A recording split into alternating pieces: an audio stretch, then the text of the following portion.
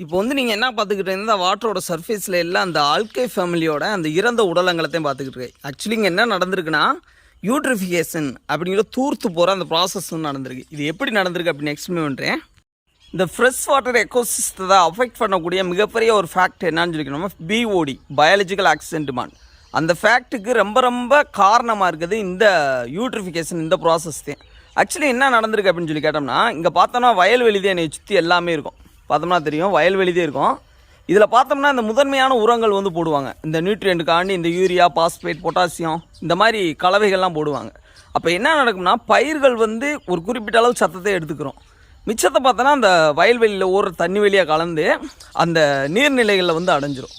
இப்போ என்ன நடக்கும் அப்படின்னா ஒரு வசந்த காலங்கிற அந்த அட்மாஸ்பியர் வந்து உருவாயிரும். ஒரு ஸ்ப்ரிங் சீசன் வந்து உருவாயிரும். ஸ்ப்ரிங் சீசனில் தான் எல்லாமே இந்த உயிரினங்கள் எல்லாமே இனப்பெருக்கம் செய்யும். அதே மாதிரி இந்த அல்கை ஃபேமிலி வந்து அபரிவிதமாக வளர்ச்சி அடைய ஆரம்பிச்சிடும். அபரிவிதமாக வளர்ச்சி அடைய ஆரம்பித்தோடனே அதுக்கு தேவையான ஆக்சிஜனை வந்து எடுத்துக்கிற ஆரம்பிச்சிடும்.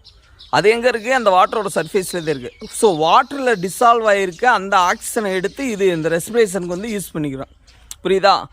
ஃபோட்டோசிந்தசிஸ் நடக்கிறப்ப தான் ஆக்சிஜனை வெளியே விடும்.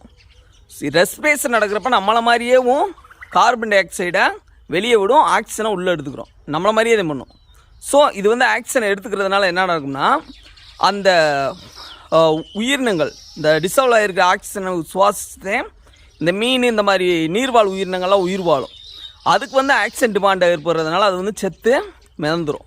இது மாதிரி நிறையா ஃபுட் செயின், ஃபுட் வெப்பு, உணவுச்சங்கிலி, உணவுகள்லாம் இது மாதிரி தான் அஃபெக்ட் ஆகும். இது வந்து சர்ஃபேஸில் நிறையா இந்த ஆல்கை உடலங்கள் வந்து இருக்கும்.